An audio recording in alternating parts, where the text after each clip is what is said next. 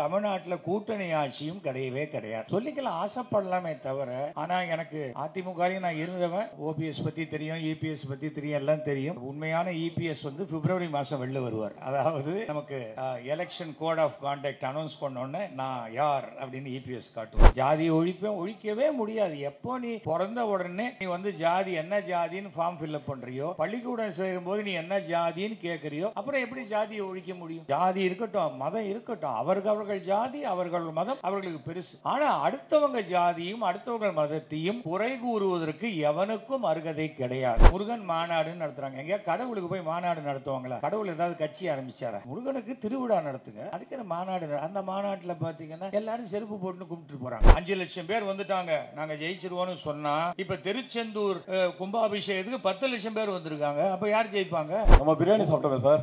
பிரியாணி நீங்க பிரியாணி சாப்பிட்டீங்க. பக்கத்துல ஏ டு பி இது சாப்பிட்டேன். என்ன இப்போ வெட்டு போச்சு? நீங்க வச்சு நீங்க உங்க தட்டுல நீங்க கை வச்சீங்க, எந்த தட்டுல நான் கை வச்சேன். அல்லை சத்யாவோட பேட்டி கண்ணீர் மல்கன்னு பார்த்த உடனே நான் போன் நம்பர் ட்ரை பண்றேன், கிடைக்கல. ஏன்னா அவருக்கு இன்டர்வியூ எடுத்து அதுக்கு மேக்ஸிமம் ஹிட்ஸ் போட்டு துட்டு பண்றதுக்கு எத்தனையோ சேனல் ரெடியா இருக்கு. அப்ப நான் அப்படி வெட்டியா பேச முடியும்? நான் நேர்மையாக இருந்தேன். என்ன ஒழிச்சிருவேன்னு சவால் விட்டாங்க. கடைசியில் யார் போனாங்கன்னு தெரியல. யாரை ஒழித்து கட்டப்பட்டார்கள்ங்கிறது கடவுள் தான். ஜெயலலிதா சேர்த்துக்கிட்டாங்க. ரொம்ப நேர்மையா இருந்தேன், கட்சி விட்டு அமைச்சிட்டாங்க. காங்கிரஸ்ல ராகுல் காந்தி கூப்பிட்டாரு, நேர்மையா இருக்கலாம்னு ஆரம்பிக்கிறதுக்குள்ள 6 மாசத்துலயே வெளில அமைச்சிட்டாங்க. நம்முடைய நரேந்திர மோடி அவர்கள் என்னை அழைத்தார். நான் இன்னைக்கு பிஜேபியில இல்ல. அதை வந்து ரொம்ப பெருமையோடையும் ஒரு சந்தோஷத்தோடையும் நான் சொல்றேன். ஊடகத்துறையின் சூப்பர் ஸ்டார்னு சொல்றதை விட முக்தார் அகமதை வந்து முக்தார் அலறல்னு சொல்லணும். முக்தார் கிட்ட போனாலே அலறவங்க தான் ஜாஸ்தி எல்லாரும். அது இடன் அஜெண்டா வச்சுக்கிட்டாக்க சட்டை பனியன் எல்லாத்தையும் உரிச்சு வெளில அனுப்பிச்சிடுவார் அவர். அது இல்லைன்னா தைரியமாக அவர்கிட்ட போகலாம். 2 ஸ்டாண்டர்டு வச்சுக்கிட்டு போகணுன்னு வச்சுக்கோங்க. சார் ப்ளீஸ் ஆஃப் பண்ணுங்க, ப்ளீஸ் ஆஃப். சரி ஆஃப் பண்ணியாச்சு அப்படின்ட்டு பேச விட்டுருவார். கேமரா ஓடும். அப்புறம் எல்லாத்தையும் கட் பண்ணி போட்டு ஒரு வழி பண்ணிடுவார். பட் எல்லாருக்கும் என்னுடைய வணக்கத்தை தெரிவித்துக் கொள்கிறேன். முதன்முறையாக இதோடைய இந்த launch of the program first time my India ஆரம்பித்த பொழுது 500-600 பேர்களுக்கு மேலே கிட்டத்தட்ட 1000 பேர் வந்த இடம். அதாவது அதுக்கு அடுத்த ப்ரோக்ராம் ஆனுவல் ஃபங்க்ஷனுங்கிறது ஃபஸ்ட் இயர். இது வந்து 2000 பேர் அமரக்கூடிய இடத்துல பண்ணணும். முக்தாருக்கு என்றைக்குமே சொந்த ஊர் அப்படியே அந்த பாசம் ரொம்ப ஜாஸ்தியாக, இல்லை மனைவிக்கு மேலே சந்தேகம் ஜாஸ்தியான்னு தெரியல, விடமாட்டேன்றாங்க. வேலூர் விட்டு வரமாட்டேன்றாங்க.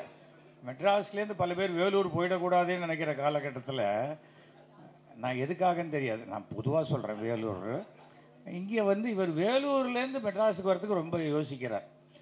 வேலூர் என்பது வேலூராக இருக்கட்டும், வாணியம்பாடியாக இருக்கட்டும், இதெல்லாம் சமத்துவபுரத்துக்கு ஒரு எண்ணம். இந்துக்களும் முஸ்லீம்களும் இணைந்து வாழக்கூடிய ஒரு ஊர். இதோடைய நிர்வாக இயக்குனர், பொருளாளர் எல்லாமே ஃபினான்ஷியல், அவர் என்ன கணக்கு கொடுத்தாலும் ஏற்றுக்கொள்ளக்கூடிய முதலாளி. ஏதோ இவர் நடத்துகிற பள்ளிக்கூடத்துக்கு பேர் சங்கரா ஸ்கூல். பாட்ஷாவுடைய பள்ளிக்கூடத்தின் பெயர் சங்கரா ஸ்கூல். வியாபாரம் அல்ல அது. ஆக்சுவலாக நம்ம என்ன செய்யணுமோ அதை, கல்வி எப்படி போதிக்கணுமோ அது மாதிரி போதிக்கணும்னு நினைச்சவர், அவ்வளோதான்.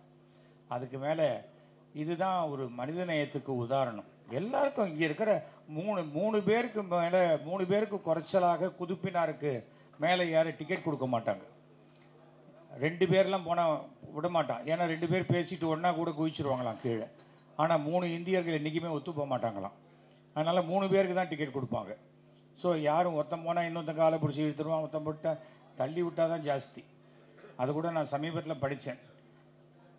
காதல் திருமணத்துக்கும் வீட்டில் பெற்றோர்கள் பார்த்து நடத்தின திருமணத்துக்கு என்ன வித்தியாசம்னு. நீயே கணத்தில் குதிச்சா அது காதல் திருமணம். 10-15 பேர் பேசி வச்சு உன்னை முதுகுலேருந்து தள்ளி விட்டாக்க அது வந்து பெற்றோர்களால் நடத்தப்பட்ட திருமணம் அப்படின்னாங்க. திருமணம்ங்கிறது அந்த ஒரு சம்பவம் மட்டும் இல்லை. நாம் எத்தனை வருஷம் சேர்ந்து அந்த மனைவியோடு வாழ்கிறோம். நான் 30 வருஷம் வாழ்ந்தேன், 40 வருஷம் வாழ்ந்தேன், 50 வருஷம் வாழ்ந்தேன்னு சொல்வது தான் ஒரு திருமணத்துடைய வெற்றிக்கு மிகப்பெரிய ஒரு விஷயம். அந்த மாதிரி முக்தாருடைய ஒரு விஷயம் எந்த இடத்துலையுமே பொதுத்துறையில் அதுவும் கலைத்துறையில் நீங்கள் வந்து வெற்றி அடைய வேண்டும் என்றால் அந்த ஒரு முக்கியமான ஒரு விஷயத்தை கவனிக்கணும். மற்றவர்கள்கிட்டேருந்து நீங்கள் மாறுபட்டு இருக்கணும். இல்லைன்னா நீங்கள் ஜெயிக்கிறது ரொம்ப கஷ்டம். அதில் வந்து முக்தார் ரொம்ப டிஃப்ரெண்ட்டாக பார்த்துட்டு அண்ணாச்சி உங்களை அனைவரும் பார்க்கணும் தான் நான் கொஞ்சம் அப்படியே தொடர்ந்து பேசிகிட்டு இருக்கேன். அதில் வந்து மிகப்பெரிய சக்ஸஸ் பண்ணது. உங்கள் பேர் என்ன பண்ணுறீங்க? இது நிறைய பேர் வந்து இன்னைக்கு அந்த என்ன சொல்கிறது, இந்த விவாத மேடை ஆக்கிட்டாங்க. இன்டர்வியூ கேள்வி பதில்ங்கிறதே மாறி விவாத மேடை ஆயிடுச்சு. நான் அப்படின்னு நீங்கள் தானே சொல்ல விருப்பப்படுறீங்க அப்படின்னு இவங்களே சொல்லிடுவாங்க. ஆமாம் ஆமான்னு சொல்கிறதுக்கு எதுக்கு அங்கே போகிறது நம்ம? அதுவும் இந்த சேனலில் நடத்துகிறாங்களே 4 பேரை வச்சுக்கிட்டு, அதில் ஆங்கரே 20 நிமிஷம் பேசிடுவார், 10 நிமிஷம் கமர்ஷியல் போயிடும், பாக்கி 3 நிமிஷம் 3 பேர் இருப்பாங்க. பிடிச்சவங்க மாத்திரம் ஆளுக்கு 5 நிமிஷம் பேசுவாங்க, பிடிக்காதவங்க ஊங்கிறதுக்குள்ளே கட் பண்ணி கமர்ஷியல் பிரேக் போட்டுருவாங்க. பாவம். இப்போ கூட பாடினாங்க பயப்படாதேன்னு பாட்டு. மல்லை சத்யாவை பார்த்து பாடின மாதிரி தான் இருந்தது. அவர் எதுக்கும் பயப்படுற மாதிரியான ஆள் இல்லைன்னு எனக்கு தெரியும், ரொம்ப வருஷமாக தெரியும். ஏனென்றால் நாம் எங்கேயாவது ஒரு இடத்துல நேர்மையாகவும் விசுவாசமாகவும் இருந்து விட்டால் எதற்கும் நாம் பயப்பட வேண்டிய அவசியம் இல்லை.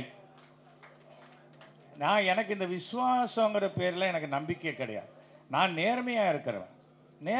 நேர்மை தான் விசுவாசம். விசுவாசம்னு தனியாக வெறும் விசுவாசத்தை மட்டும் வச்சுக்கிட்டு இருக்க முடியாது. அது நேர்மையுடன் கூடியதாகத்தான் இருக்க வேண்டும். விசுவாசியாருன்னா விசுவாசியாக இருக்கு, நான் நேர்மையாக இருக்கேன், அதை அப்ரிஷியேட் பண்ண தெரிஞ்ச இடம் தான் நமக்கு சரியான இடம். அண்ட் பல விஷயங்கள் பேசினாங்க. அது முக்தாரை பற்றி சொன்னாங்க. முக்தார் வந்து என்ன இப்படி டிஎம்கேக்கு சப்போர்ட் பண்ணுறாரு அப்படிங்கிறாங்க. ஊடகங்கள் எவ்வளோ பெருகி போச்சு. அவங்களுக்கு சப்போர்ட் பண்ணுறதுக்கு அவங்களுடைய ஊடகங்களை வளர்த்து கொண்டிருக்கிறார்கள். மை இண்டியான்னு பேர் வச்சிருக்காரு. டோட்டலாக ஒரு இந்தியாவுக்கு சப்போர்ட்டான ஒரு விஷயத்தை பண்ணிகிட்டு இருக்காரு. நான் முதல்ல என்ன கட்சி பாலிட்டிக்ஸுக்கு அழைத்து நான் 1979 1980 நான் அரசியல் இருக்கேன் சுயேட்சையாக.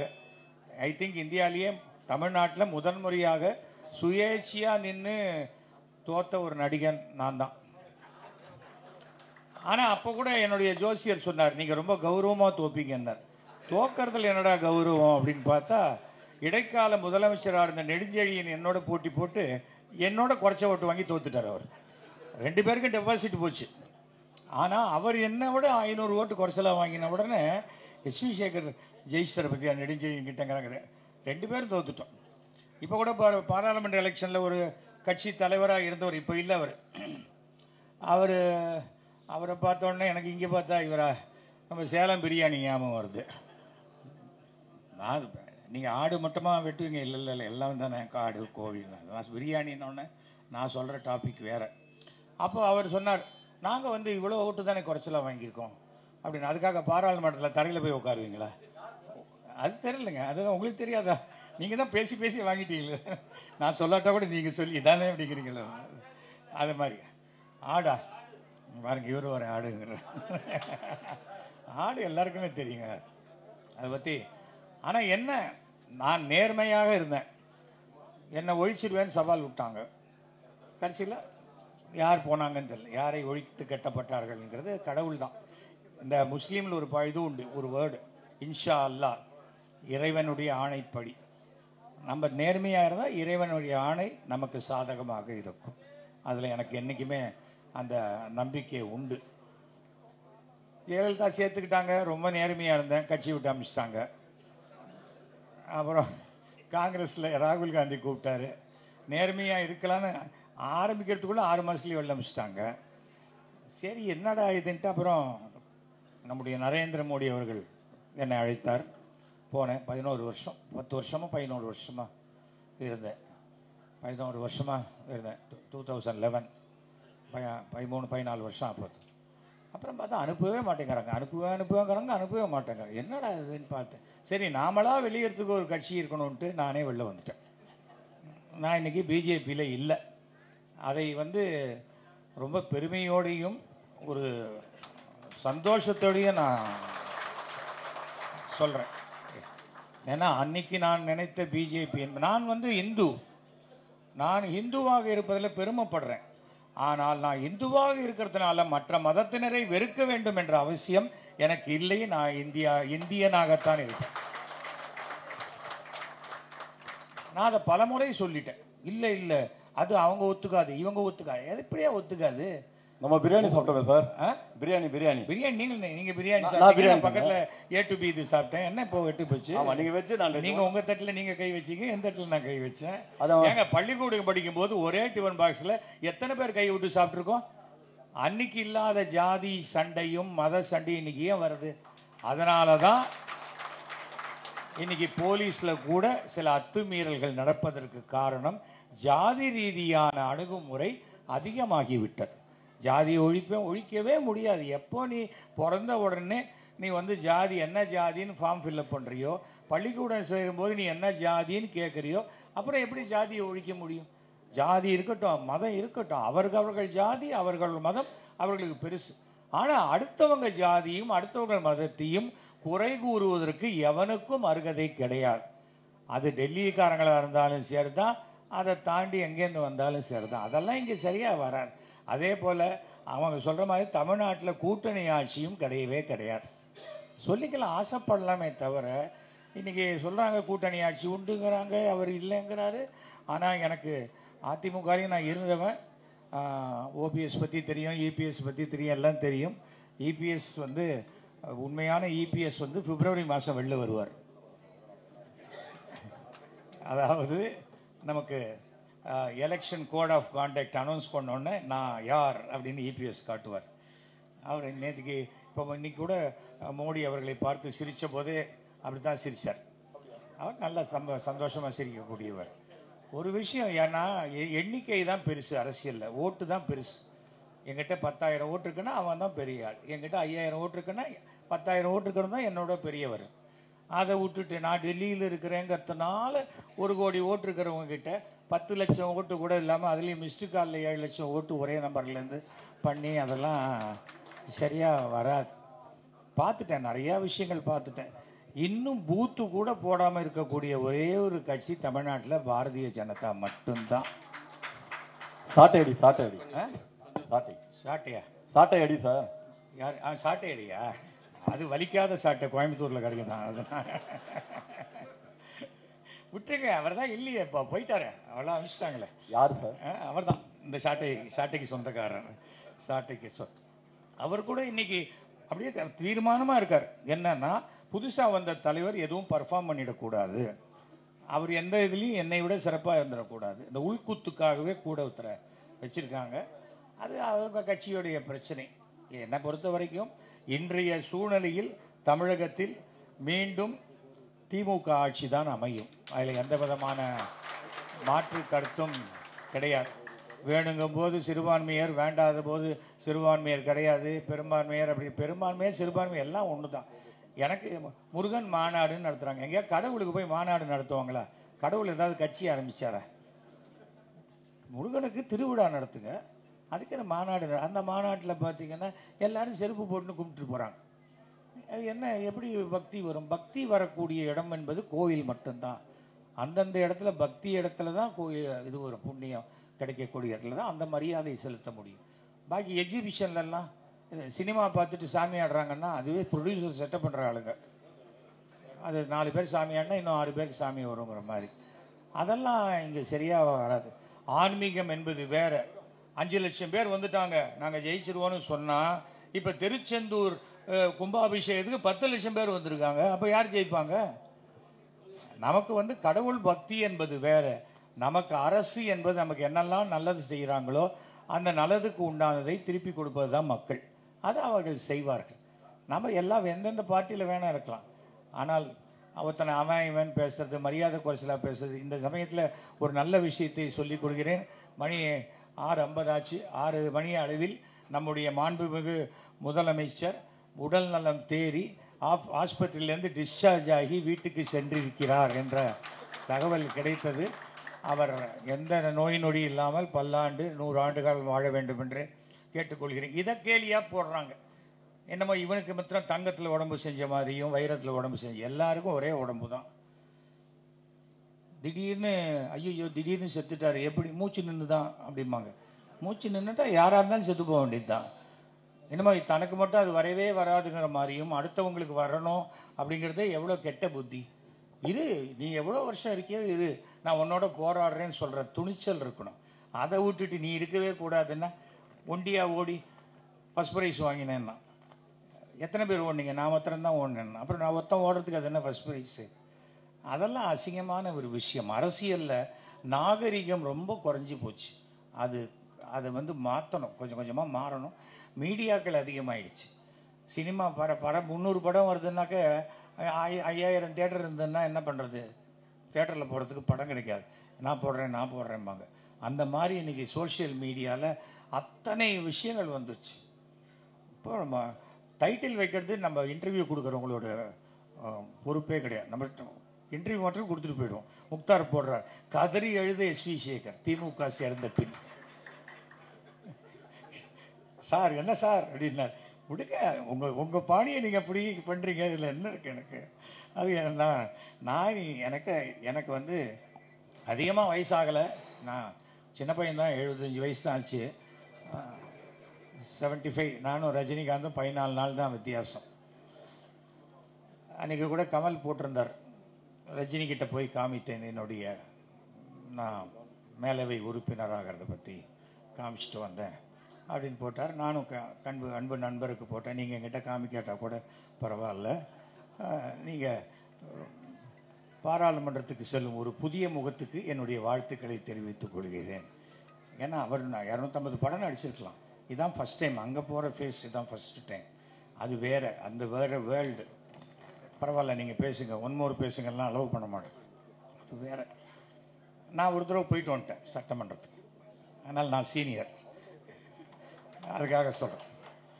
இந்த கவுன்சிலராக கூட யோகி இல்லாதவங்கள்லாம் அரசியலில் வந்து அடுத்தவங்களை பற்றி பேசுறது ரொம்ப தவறான ஒரு விஷயம். நீங்கள் இப்படி பண்ணணும், சிஎம் இந்த ரூட்டில் வீட்டுக்கு போகணும், சிஎம் இந்த ஃபைலை பார்க்கணும். உனக்கு என்ன தெரியும்? நீ அசம்பிளியே எட்டி பார்த்தது கிடையாது. அப்படி இருக்கக்கூடியவர்கள் பேசுறது, அதுவும் விசுவாசம், இந்துத்துவா. அது இந்துத்துவாங்கிறது அது என்ன? இந்துத்துவா அப்படியே தூக்கி, அது என்ன இந்துங்கிறது என்ன? அது வாழ்க்கை முறை. காலையில் எழுந்துரு, பல்லு விளக்கு, சாமி கும்பிடு, பெரியவங்களுக்கு மரியாதை கொடு, எல்லாரையும் நெருங்கி பழகு, அடுத்தவங்களை துன்புறுத்தாது. எல்லா மதமும் நல்ல விஷயம்தான் சொல்லியிருக்கு. எந்த மதம் கத்தி எடுத்து அடுத்தவனை விட்டுன்னு சொல்லியிருக்கு? எந்த மதமும் சொல்லவே இல்லையே. சில சமயம் நாம் புரிந்து கொள்ளும்போது மதங்கள் ஒன்றும் தப்பு பண்ணல, அதை சார்ந்த மனிதர்கள் சில சமயம் தவறான புரிதல்களில் செய்யக்கூடிய விஷயம்தான். ஒவ்வொருத்தருக்கும் ஒவ்வொரு மாற்று கருத்து இருக்கும். பயப்படாத அப்படின்னு அவர் பாடினார் கோவன். எனக்கு சின்ன வயசுலேருந்து சொல்லி கொடுத்தது, தேவையில்லாத போலீஸ் ஸ்டேஷன் போகக்கூடாது, தேவையில்லாத கோர்ட்டுக்கு போகக்கூடாது, தேவையில்லாத ஜெயிலுக்கு போகக்கூடாது, ஒழுங்காக நேர்மையாக இருக்கணும், படித்து போகணும், நியாயத்துக்கு குரல் கொடுக்கணும். அது எங்கே இருந்தாலும் அது சட்ட ரீதியாகத்தான், சட்டம்தான் நம்மளை காப்பாற்றும். சட்டத்தை மீறி நம்ம ஒன்றும் பண்ணிடவே முடியாது. அவர் பயங்கரமான, அவருக்கு 800 கேஸ் இருக்குன்னா அது ஃபைட் பண்ணுறதுக்கு பாட்ஷா இருக்கிறார், பாட்ஷாவுடைய வக்கீல் இருக்கார். இவர் பாட்டுக்கு பேசிட்டு போயிடுவார். கேஸ் முழுக்க அவர் மேலே தான் வரும். கரெக்ட் தானே? பாட்ஷா மேலே தானே வருது. எல்லாம் என் மேலே தான் சார் வருது. உங்கள் மேலே வருது. உங்களுக்கு பாருங்க, கேஸும் போடுறாங்க, கூடவே பாதுகாப்பும் கொடுத்துருக்காங்க. இல்லை, ஒரு இடத்துல ஒர்க் பண்ணும்போது பிரச்சனையே இல்லை. இப்போ தனியாக ஆரம்பிக்கும் போது கேஸ் தனியாக சந்திக்க வேண்டியதாக இருக்குது. அது என்ன பண்ண முடியும்? உட்காந்த இடத்துல என்னமோ பேசிட்டு போயிட்டீங்க. அதுக்கு தான் நான் அன்றைக்கே சொன்னேன், சொன்னீங்க சேனல் ஆரம்பிக்கிற வரைக்கும் நீங்கள் என்ன வேணால் பண்ணலாம். இப்போ சேனல் ஆரம்பித்தா ஓடணும், அக்கௌண்ட்ஸ் பார்க்கணும், நியூஸ் போச்சான்னு தெரியும், அந்த நியூஸ் கரெக்டாக இருக்கான்னு தெரியும். அத்தனையும் தூக்கி இழுத்து தலையில் போட்டுக்கிட்டார். அப்படியா சொன்னீங்க? அதுக்கு மேலே ஒன்று சொன்னீங்க, இருடி உனக்கு இருக்கு. அது சொல்ல முடியுமா?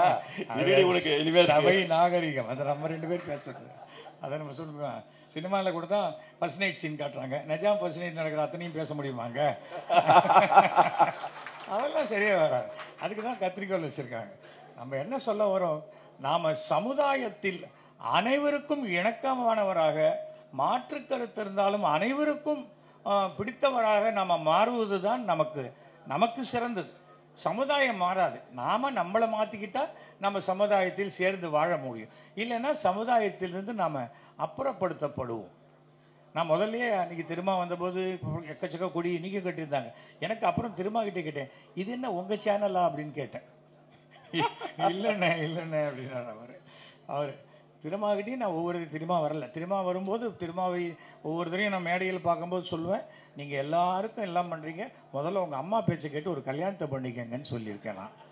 நான் இப்போ கிளம்பிடுவேன், அவர் வந்தால் நான் சொன்னேன்னு சொல்லுங்கள். நானும் சொன்னேன். ஆனால் மிகவும் மரியாதை தெரிந்த, மிகவும் ஒரு ஒரு எல்லாருக்கும் வந்து ஒரு பிடித்த ஒரு நபராக இருக்கக்கூடியவர் நம்முடைய திருமா அவர்கள். அது வந்து எந்த விதமான மாற்று கருத்துங்க. ஒவ்வொருத்தருக்கும் ஒவ்வொரு ஒப்பீனியன் இருக்கும். நான் ஒரு சிலையை இப்படி பார்ப்பேன், எனக்கு அது வேற மாதிரி தெரியும். அங்கேருந்து பார்க்குறதுக்கு ஒரு மாதிரி தெரியும், பின்பக்கத்துலேருந்து பார்க்குறவங்களுக்கு வேற மாதிரி தெரியும். நான் அதை பற்றி கவலைப்பட மாட்டேன். எனக்கு எனக்கு எனக்கு என் நம்பிக்கையும் எனக்கு பெற்றோர்கள் போதித்ததையும் நான் இப்போ வீட்டிலேருந்து கிளம்பி வரும்போது எங்கள் அம்மாவுக்கு நமஸ்காரம் பண்ணிட்டு தான் வந்தேன். அம்மாவுக்கு நமஸ்காரம் பண்ணது பெரிய விஷயமான, அது அரசியலில் நான் சொல்ல, வீட்டில் நான் வந்து அம்மாவுக்கு நமஸ்காரம் பண்ணிட்டு வரேன் அப்படிங்கிறது அது ஒரு பெரிய விஷயம் தானே. அதுக்காக சொல்கிறேன். நான் எப்படி நீங்கள் ஜெயலலிதாவுக்கு முன்னாடி பேக்கெட்டில் கை விட்டு நின்னீங்க, அந்த ஃபோட்டோவை பார்த்து மினிஸ்டர்ஸே ஆடி போயிட்டாங்கன்னா, நான் அவங்க பேக்கெட்டில் கை விட்டு ஒரு பைசா கூட எடுக்கலைல்ல, அப்புறம் நான் ஏன் பயப்படணும்? நான் என் பேக்கெட்டில் தானே கை விட்டேன், இதில் என்ன இருக்குது? நான் அவங்க என்னுடைய சகோதரியை போன்றவர்கள். யாராவது அக்கா கிட்ட பயப்படுவாங்களா? ஐயோ அக்கா அக்கா அக்கான்னா இது ஏதோ திருட்டுத்தனம் பண்ணுறான்னு அர்த்தம். ஓவராக குனிஞ்சாலே இவன் ஏதோ கும்ம போகிறான்னு அர்த்தம். அதெல்லாம் அரசியல் பாடங்கள் நிறைய இருக்குது. வீரலட்சுமி பார்த்துருக்கேன், அவங்க இப்போன்னு இல்லை அப்போலேருந்து பயங்கர எனக்கெல்லாம் எச்சரிக்கையெல்லாம் விட்டு சரி போட்டேன். அதெல்லாம் ஒன்றும் நான் அவங்க ஸ்டாண்டில் அவங்க பண்ணுறது ரைட்டு, அவங்க எப்படி எனக்கு சொல்லலாம்னு நான் சொல்லவே மாட்டேன். ஏன்னா நான் ஒரு பொது இடத்துக்கு வந்துட்டோம். நீ ரோட்டில் வந்து நின்றுட்டேன்னு சொன்னால் இந்த பக்கம் கார் போகும், அந்த பக்கம் லாரி போகும், பஸ்ஸு போகும், அடிபடாமல் நீ வெளில வரையான்னு பார்க்குறதா உன் சாமர்த்தியமே தவிர, லாரி பஸ்ஸு போகவே கூடாதுன்னு சொன்னால் நீ பொது இடத்துக்கு வரக்கூடியதுக்கு தகுதியே இல்லைன்னு அர்த்தம். மல்லை சத்யாவோட பேட்டி கண்ணீர் மல்கான்னு பார்த்த உடனே நான் ஃபோன் நம்பர் ட்ரை பண்ணுறேன், கிடைக்கல. ஏன்னா அவருக்கு இன்டர்வியூ எடுத்து அதுக்கு எப்படியாவது மேக்ஸிமம் ஹிட்ஸ் போட்டு துட்டு பண்ணுறதுக்கு எத்தனையோ சேனல் ரெடியாக இருக்குது. அப்போ நான் எப்படி வெட்டியாக பேச முடியும்? ஆனால் நேர்மையாக இருங்கள். நீங்கள் எங்கே இருந்தாலும் அந்த நேர்மைக்கு உண்டான பரிசு உங்களை தேடி வரும். மல்லை சத்யாவுக்கும் 2026ங்கிறது மிக பிரம்மாண்டமான ஒரு ஆண்டாக அமையும் என்பதை நான் சொல்லிக்கொள்கிறேன், வாழ்த்துகிறேன். ஏன்னா எல்லாரும் நல்லா இருக்கணுங்க, அப்போ தான் நம்ம நல்லா இருக்க முடியும். 40 பேர் எம்பியை நிற்க வச்சுட்டு அத்தனை பேரையும் கூடவே வெட்டிக்கினே வந்துட்டு நான் மொத்தம் தான் ஜெயிக்கணும்னா அந்த பாக்கி 39 பேரும் ஒன்றையும் சேர்த்து ஒழிச்சிட்டாங்க. இதுவும் யாரை பற்றின்னு கேட்டுறாதீங்க உடனே. அதனால் அடுத்தவர்களை வாழ வைக்கணும்னு நீங்கள் நினச்சிங்கன்னா கடவுள் உங்களை வாழ வைப்பார். அவ்வளோதான் அடிப்படையான ஒரு விஷயம். என்னை பொறுத்த வரைக்கும் தவறே செய்யாதவன் யாருமே கிடையாது. தவறு செய்யும்போது நான் தவறு பண்ணிட்டேன், அதுலேருந்து வெளில வரணும்னு நினைக்கிறான் பாருங்கள், அவனுக்கு கடவுள் நல்ல புத்தியை கொடுத்துருக்காருன்னு அர்த்தம். அந்த புத்தி கிடைக்கப்பட்டதுனால தான் நான் இப்போ வெளில வந்து என்ற கட்சியும் சாராத ஒரு மனிதனாக நம்முடைய மாண்புமிகு தமிழக முதலமைச்சருக்கு ஒரு நல்ல நண்பனாக இருக்கிறேன். எந்த ஃபங்க்ஷனுக்கும் அவர் போல. என் ராம 7000வது நாடக விழா வந்தார். இந்த சமயத்தில் நான் சொல்லிக்க ஆசைப்பட்றேன், நான் நாடக உலகத்துக்கு வந்து 50 வருஷத்தில் 7000 நாடகங்கள் நான் நடத்திருக்கேன். இதே வேலூரில் சத்வாச்சாரி அங்கே எல்லா இடத்துலையும் நடத்திருக்கேன், உலகமெங்கும் நடத்திருக்கேன். அமெரிக்காவில் 32 நாளில் 28 ஷோ நான் போட்டிருக்கேன். இட்ஸ் அ ரெக்கார்டு அது. அதே போல் இந்த 50 வருஷத்தில் 7000 நாடகம் வேறு யாரும் போடல, இனிமேல் போட முடியாது. ஏன்னா நான் போட்ட காலகட்டம் வேறு. அப்போது சினிமா இல்லைன்னா ட்ராமா. இப்போ அத்தனையும் எல்லாமே செல்ஃபோனில் வந்துருச்சு. நம்ம வீட்டை விட்டு கிளம்புறதுக்குள்ளே அது போடுது, அண்ணன் கிளம்பிட்டார் அப்படிங்கிறான். என்னையே அது நானே சொல்லவே இல்லை அதுக்குள்ளே வெள்ள இதில் வருதுன்னு. அந்த மாதிரி வரக்கூடிய காலகட்டத்தில் இன்றைக்கி நாடகத்துக்கு வராங்க. அன்றைக்கி கூட நாடகத்தில் ஒருத்தர் வீடியோ எடுத்திருந்தார், தம்பி இது மொத்தம் நம்ம திருட்டு வீடியோ வரல விட்டுரு அப்படின்னு சொல்லி அவங்கள நாடகம் பார்க்க வைத்தேன். அப்போது அந்த ஃபங்க்ஷனுக்கு வந்த சிஎம் சொல்கிறார், ஸ்ரீசேகர் வந்தார், நீங்கள் வரணும்னு சொல்லிட்டார், நான் வந்துட்டேன். அதே போல் 2026 நான் சொல்லுவேன் அவர் செய்யணும்னு, கண்டிப்பாக செய்கிறேன், கை தூக்கினேன். மாறுபட்ட கருத்துக்கள் எல்லாத்துலேயும் இருக்கலாம், ஒன்றுபட்ட கருத்து இருக்கோ அதை மட்டும் பேசிட்டு போகிறோம். மாறுபட்ட கருத்தை பேசுறதுக்கு ஒரு இடத்துல சண்டை போடுறதுக்காக வரணும் அவசியமே இல்லை. இந்த மாதிரியான சூழ்நிலையில் மீண்டும் அமைய போகும் நம்முடைய முதலமைச்சராக அமரப்போகும் என்னுடைய அருமை நண்பர் முதலமைச்சர் ஸ்டாலின் அவர்களுக்கு அட்வான்ஸாக இந்த மை இந்தியா சார்பினுடைய வாழ்த்துக்களை தெரிவித்துக் கொள்கிறேன். கூட்டணி என்பது உடையாமல் இருப்பதை பாதுகாத்து கொள்வது கூட்டணியில் இருக்கும் அனைவருடைய பொறுப்பும் என்பதையும் இதில் நான் சொல்லிக்கிறேன். அது யார் என்னங்கிறதெல்லாம் நான் சொல்ல இதுவாக இல்லை. கூட்டணிங்கிறது ஒன்று தான். ஒன்று பக்கத்தில் சைஃபர் போட்டால் தான் அது 10 ஆகும் அப்படின்னா, அது ஒன்று எடுத்துட்டா இது என்ன ஆகும் அப்படின்னு அது கேட்கும். அதனால் இந்தந்த கேள்விகளுக்கெல்லாம் நம்ம பதில் சொல்ல வேண்டிய அவசியமே இல்லை. ஆனால் ஒரு யூனிட்டி ஸ்ட்ரெங்க், ஒன்றுபட்ட ஒரு ஒரு டீம் தான் மிகப்பெரிய வெற்றியை பெறும். அன்னையிலேருந்து போன எலெக்ஷன்லேருந்து இந்த கூட்டணி எப்படி உடையும் உடையும் உடையும் பிரார்த்தனை பண்ணுறாங்க, வேண்டிக்கிறாங்க, அது இது பண்ணோம், எவ்வளோ இருக்குது. ஆனால் எதுவாக இருந்தாலும் ஒரே ஒரு விஷயம் மட்டும் நான் சொல்லிக்க ஆசைப்பட்றேன். நீங்கள் அரசியலில் இருக்கலாம், சினிமாவில் இருக்கலாம், எங்கே வேணால் இருக்கலாம். பெற்ற தாய் தந்தையரை பொதுவெளியில் அசிங்கப்படுத்தாதீர்கள், யாராக இருந்தாலும். ஏன்னா அந்த அப்பா இல்லாமல் பையன் வந்ததே கிடையாது. அதனால் அப்பா, எங்கள் அப்பாவுக்கு அறிவில்லை அப்படின்னா அந்த புத்தி தான் உனக்கு இருக்கும்பாங்க எல்லாரும். அதில் நல்லா ஞாபகம் வச்சுக்கணும். அந்த சமுதாயத்தை சேர்ந்தவர்கள், என்னப்பா உங்கள் அப்பாவே இவ்வளோ அசிங்கமாக பேசுகிற, உன்னை நம்பி நான் இப்படி போவோம் பின்னாடி வருது அப்படின்னு ஒரு கேள்வி கேட்டால் அதுக்கு என்ன பதில் சொல்கிறதுங்கிறத அந்த மகன் யோசித்து பார்க்கணும். இது எல்லாமே இருக்குது. நிறைய சட்டம் ஒழுங்கு கெட்டு போச்சு இதெல்லாம் சொல்கிறாங்க. சின்ன பசங்க தண்ணி அடிக்கிறாங்க, அது பண்ணுறாங்கலாம் சொல்கிறாங்க. என்னுடைய ஒரே ஒரு சஜஷன், இங்கே எத்தனையோ பேர் பள்ளிக்கூடம் நடத்துகிறவங்களா இருப்பீங்க, எல்லாம் இருப்பீங்க. இன்றைய காலகட்டத்தில் நிறைய மார்க் வாங்கு, நீ நிறைய படி, நிறைய மார்க் வாங்கு, நிறைய படிக்கணும், நிறைய மார்க் வாங்கணும், நீ தான் ஃபஸ்ட்டு வரணும், இதையே தான் சொல்கிறாங்களே தவிர நீ ஒழுக்கமாக இரு அப்படிங்கிறத யாருமே சொல்கிறது இல்லை. 40 வருஷம் முன்னாடி நாங்கள்லாம் பள்ளிக்கூடம் படிக்கும்போது, 40 வருஷம் சாரி சொல்லிட்டேன், அப்புறம் நீங்கள் வர திட்ட போகிறீங்க. 55 வருஷம் முன்னாடி, 55-60 வருஷம் முன்னாடி நான்லாம் பள்ளிக்கூடம் படிக்கும்போது மகாத்மா காந்தி பேரன்லாம் வந்து எங்கள் ஸ்கூலில் வந்து பேசியிருக்கார். அதாவது கல்வியை விட சிறந்தது ஒழுக்கம். அந்த ஒழுக்கம் தலை சிறந்து இருந்ததுனால தான் இன்னைக்கும் காமராஜர் ஆட்சி, கக்கன் ஆட்சி என்று சொல்கிறோம். அதனால் ஒவ்வொருத்தரை பற்றி மாற்றுக்கிறது யாருக்கு வேணால் இருக்கலாம். இன்றைக்கும் சொல்கிற உண்மை அதுதான். காமராஜர் என்ன டிகிரியாக படித்தார்? படிக்கலை. ஆனால் அவருடைய ஒழுக்கமும் நேர்மையும் தான் இத்தனை ஆண்டுகள் கழித்து அவரை பற்றி பேச வைக்குது. அதான் இன்றைக்கி சத்துணவுங்கிறது கொண்டு வந்தது யார்? அது காரணம் அவர் தான். இன்றைக்கி அந்த சத்துணவு எவ்வளோ தூரம் இம்ப்ரூவ் பண்ணியிருக்காங்க. ஒரு குடும்பத்துக்கு, ஒரு மகளிருக்கு 1000 ரூபா, காலேஜ் போகிற பொண்ணுக்கு 1000 ரூபா, படிக்கிற பசங்களுக்கு 1000 ரூபா, ஒரு குடும்பத்துக்கு கிட்டத்தட்ட 5000 ரூபாய் இந்த அரசு கொடுத்து கொண்டிருக்கிறது. இன்னும் 9 மாதத்தில் 45,000 ரூபாய் ஒவ்வொரு குடும்பத்துக்கும் போய் சேரும். அது தொடர்ந்து வரணும்னு விருப்பப்படும் போது அவங்க இந்த ஆட்சியை தான் இனிமே வரவங்க நான் வந்தா அப்படின்னு தான் சொல்ல முடியும். ஆனால் இப்போ இருக்கிறவங்க நாங்கள் கொடுத்து கொண்டிருக்கிறோம், இனி தொடர்ந்து கொடுப்போம் என்று சொல்லுவார்கள். அது கொடுக்கறது முக்கியமா, கொடுப்பேன்னு சொல்றது முக்கியமாங்கிறத மக்கள் தீர்மானித்துக் கொள்வார்கள். ஸோ இதுக்கு மேலே அரசியல் இல்லாத என்னால் பேசுறது ரொம்ப எனக்கே சுற்றி சுற்றி கஷ்டமாக இருக்குது. ஸோ இங்கே வந்திருக்கோம் அனைவருக்கும் என் வாழ்த்துக்கள் மறுபடியும். ஆனால் அடுத்த வருஷம் சென்னை காமராஜ் அரங்கத்தில் இந்த நிகழ்ச்சி நடக்கணும். Okay okay. ஆமாம், மாற்றி கீத்தி இங்கே பண்ணீங்க அவ்வளோதான், புரிஞ்சுதா? நீங்கள் 10 பேர் கிளம்பி வாங்க, எங்கள் அத்தனை பேர் இங்கே கிளம்பி வர சொல்கிறீங்க. அப்புறம் 2 பஸ் வச்சா நம்ம மக்கள் எல்லோரும் இங்கேருந்து வர போகிறாங்க. எல்லோரும் ஜாலியாக வந்துட்டு வந்து பார்த்துட்டு அப்படி வச்சா ஓப்பன் பண்ணிட்டு உடனே மாட்டிங்க பாருங்க.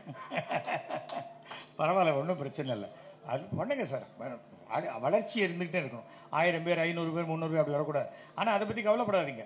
ஏன்னா இதோ இங்கே இருக்கிற 4 கேமரா இருக்குது பார்த்தீங்களா, 4 1 5 கேமரா. இது நாளைக்கு 50 லட்சம் பேர், இந்த ஒரு மாதத்தில் 1 கோடி பேரை சென்று அடையும். அன்றைக்கி எங்கள் ட்ராமா போட்ட வண்டிக்கு 700 பேர் வந்திருந்தாங்க. 850 சீட்டு ஆடிட்டோரியத்தில் 750 பேர் இருந்தாங்க. ஆனால் அன்றைக்கி லைவ் போன போது 8.5 லட்சம் பேர் பார்த்தாங்க எங்கள் ட்ராமாவை. எங்கள் ட்ராமாவை 8.5 லட்சம் பேர் வாழ்க்கையில் பார்த்ததே கிடையாது ஒரே சமயத்தில். அவ்வளோதான். டெக்னாலஜி இருக்குன்னா டெக்னாலஜியை நம்ம யூஸ் பண்ணிக்கணும். அதை யூஸ் பண்ணிக்கோங்க. இந்த நேர்மையையும் தைரியத்தெல்லாம் அவருக்காக கவலைப்பட மாட்டார். கேஸுக்கு தான் நீங்கள் இருக்கீங்க, பார்த்துப்பீங்க, ஒன்றும் பிரச்சனை கிடையாது. அவர் பார்த்துப்பார். உங்களுக்கு மீண்டும் மீண்டும் என்னுடைய வாழ்த்துக்களை சொல்லிக்கிறேன். முக்தார், ரொம்ப நாளாச்சு நம்ம இன்டர்வியூ பண்ணி கேள்வியெல்லாம் ரெடி பண்ணி வச்சுக்கோங்க. அடுத்த வாரம் நம்ம பேசுவோம். ஏன்னா நான் இப்போ பேட்டி கொடுக்குறதே கிடையாது. ஏன்னா என்ன உட்காந்து வச்சு அவங்களே பேசிகிட்டு இருக்காங்க.